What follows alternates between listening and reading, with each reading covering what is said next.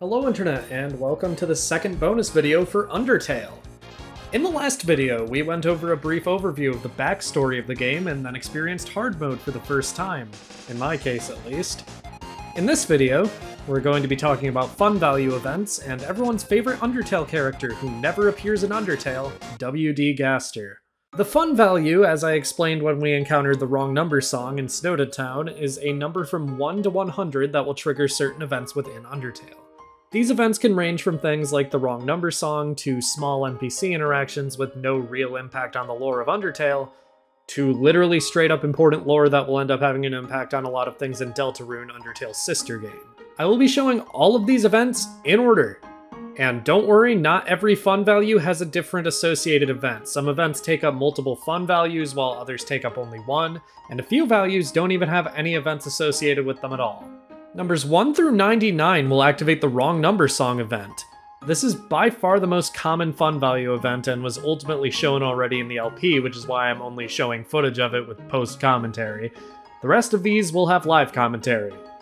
Although that's not saying much, it's pretty much just me voicing them where necessary. For 40 through 45, you will get a phone call from Sans. Hey, is your refrigerator running?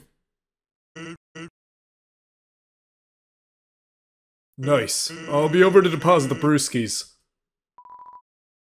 Hey, is your refrigerator running? Okay, I'll send someone over to fix it. Thanks for letting me know. Good communication is important. For 46 through 50, you will get a phone call from Alphys long before she's even ever introduced in-game. Oh my god, help. I'd like to order, pizza with, the toppings are, I have them copied, I'll just paste them to you. Your phone is too old to receive texts. It reads out loud, character by character, an ASCII art of an anime cat girl.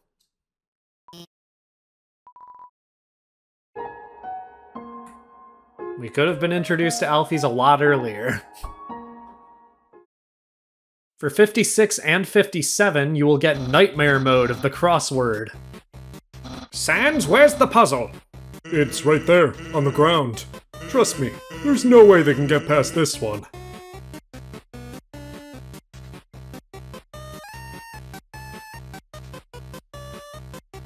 Where did you find this? And why is it still unsolvable? We're going to be skipping 61 through 66 until later because these are important to the next section of the video. 80 through 89 will add a Clam Girl NPC in Waterfall in the room connecting Napstablook's house, Blookacres, and Undyne's house, in the Nintendo Switch version only. I'm visiting Waterfall from the city. Synchronicity? My neighbor's daughter looks about your age. Her name is Susie. I feel like you two should be friends. You have a neighbor's blessing. Not knowing where I live is no issue. Fate finds a way. In life's grand scheme, she might be why you came here in the first place.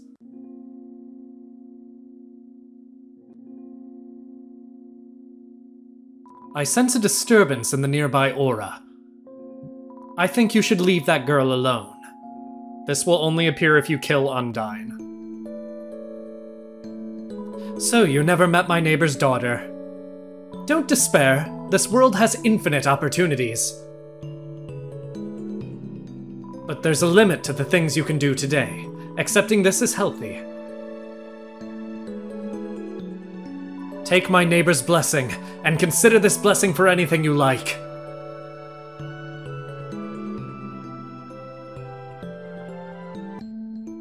This is if you didn't talk to her before.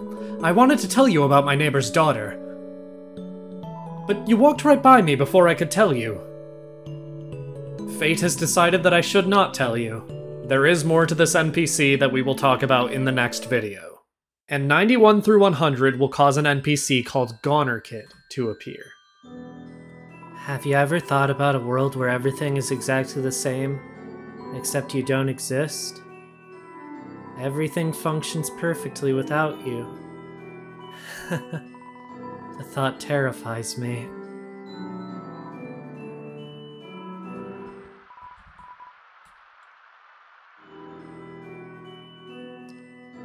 If you head back while holding a parasol, or an umbrella as it's called, but Sans had new dialogue on the way here where he called it a parasol, so yeah. An umbrella? But it's not raining.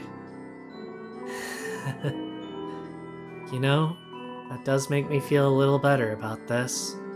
Thank you. Please forget about me. Please don't think about this anymore. Gaunterkid is specifically being shown here because while they are implied by many fans and a vague connection in their dialogue, there is no explicit proof that they are related in any way to the next topic of the day, WD Gaster.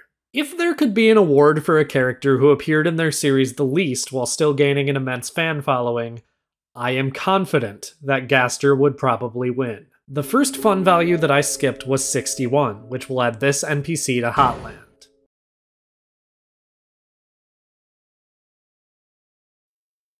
Alphys might work faster, but the old royal scientist, Dr. W.D. Gaster?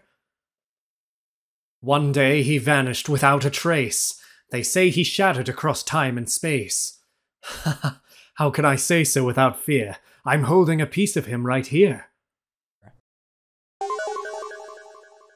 The second fun value I skipped was 62, which will add this NPC to Hotland. It makes sense why Asgore took so long to hire a new royal scientist. After all, the old one, Dr. Gaster, what an act to follow! They say he created the core. However, his life was cut short. One day he fell into his creation and... Will Alphys end up the same way? The third fun value that I skipped was 63, which will add this NPC to Hotland.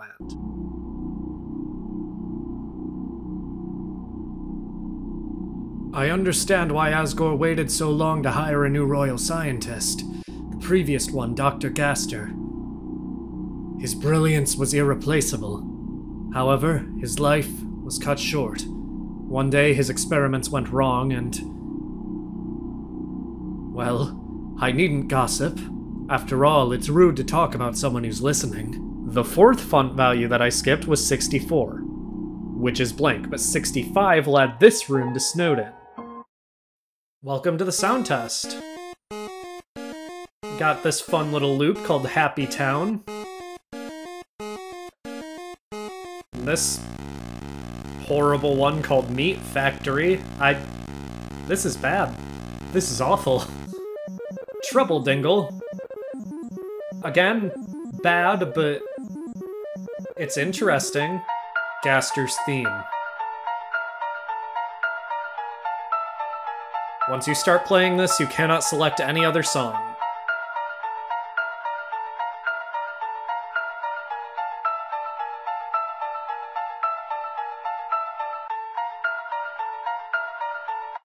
Thanks for your feedback. Be seeing you soon. And the final fun value that I skipped was 66, which adds a 1 in 10 chance that this fake hallway will appear in Waterfall. By the way, this door isn't actually guaranteed to be here, but this sprite is in the game's files simply called SPR_Mystery Man. This Mystery Man is widely believed to be WD Gaster, especially since he's paired up with all the Gaster's events, and if you interact with him, he'll just vanish with a funny little sound effect that also played when the first Gaster follower disappeared, so it seems likely. The 3 grayscale NPCs are the only explicit references to WD Gaster throughout the entire game. From their dialogue, we know that WD Gaster was the royal scientist before Alphys. We also know that he created the core, and that he ended up failing an experiment, falling into his creation, and shattering across time and space. It is unknown what this failed experiment was, whether the creation he fell into was the core or something else, and what the game means by shattered across time and space. You can also connect the dots that his name is likely a portmanteau of Wingdings and Aster, which are a set of fonts. This, sort of by default, connects him to Sans and Papyrus. This is all you can get in the game itself. However, if we look at outside resources, there's much, much more. Gaster apparently has battle stats that were data mined. His monster number is 666. His HP is 666,666. His attack is 66,666. His defense is 66,666 as well. If you kill him, you lose 6,666 execution points, and upon winning, you lose 6,666 gold. Yeah, sorry, I know this is supposed to be spooky, but this is the cheesiest thing I've ever heard, and I really don't believe it's real because I have not found any genuine sources for this. Yeah, no, I was wrong. This is real. I found the data mine. It just switches links occasionally because I guess it's hard to maintain, but look, it was a war to find this. I had to go through the Gaster wiki page article's edit history in order to find this data mine, but it is real. Gaster stats are in the game for some reason, and yes, it is just that stupid and cheesy. Sans is actually a character to look to as far as hints about Gaster go. I hate to bring up this route here, but it's necessary for this topic. In the No Mercy route, Sans has a boss fight, and in this boss fight, Sans uses these weapons. These weapons' sprites in the game's data are called Gaster Blasters. It's not known why they're named this, but it's also quite obvious that Sans has a connection with science to a certain extent in his past. Most notably at this point because of a conversation with Alphys in the epilogue, where Alphys is implied to know Sans, with the topic being changed quickly by Toriel before she had to explain the connection. I'll also bring this potential past in science up again in the next episode, but for now I'll drop the subject. Another reason to look to Sans for potential hints is that a post by the official Undertale Tumblr account written in character as Sans uses near identical phrasing to a Gaster follower, though in a decidedly not Gaster-related context, granted. Besides, it's rude to talk about people that are listening, right? Oh, and then there's also Entry number 17. Dark, darker, yet darker. The darkness keeps growing. The shadows cutting deeper. Photon radiance. Negative. This next experiment seems very, very interesting. What do you two think?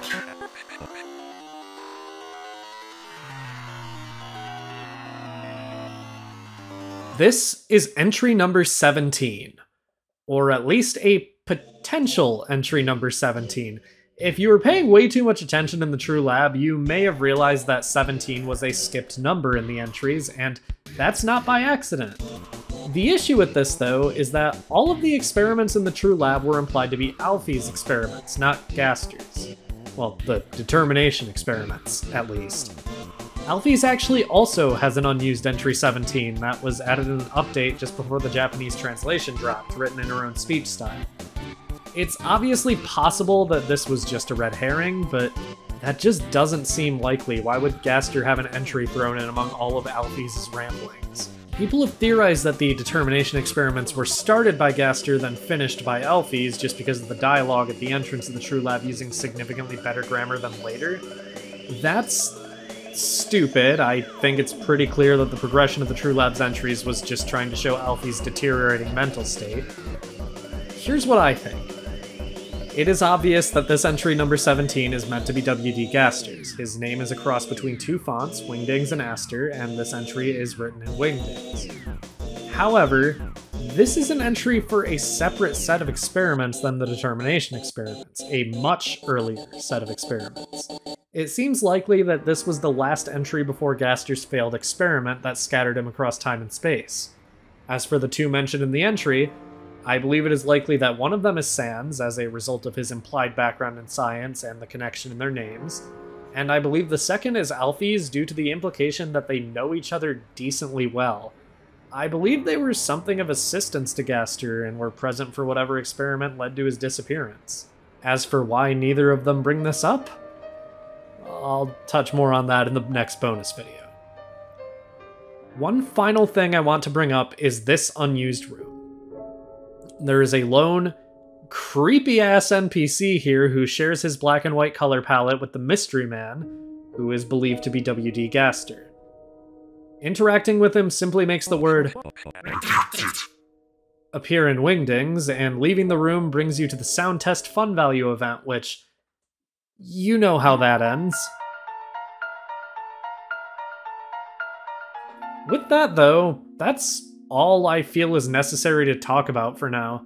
I will have a bit more to talk about regarding Gaster in the next bonus video, but this is the bulk of what I want to talk about. This topic is exponentially more complicated than the scope of these bonus videos really allows for, and there are already hundreds of videos of people going into the weeds of what this character's all about.